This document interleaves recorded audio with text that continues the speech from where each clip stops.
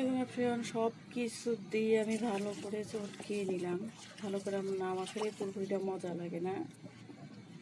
পুরপুরিটা আসলে মজা লাগে না বগুড়ার খাবার। আমি এটার ভিতর সব পদের এভরিথিং সব পদের তরকারি দিচ্ছি, একটু একটু করে সব পদের মিশিয়ে দিলাম।